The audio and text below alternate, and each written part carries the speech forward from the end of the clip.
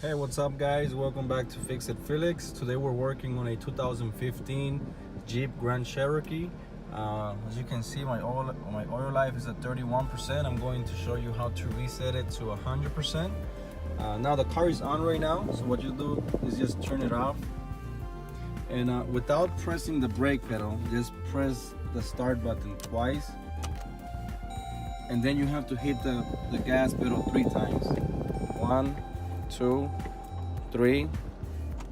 Turn off the car, hit the brake pedal, turn on the car, and let's see if that works.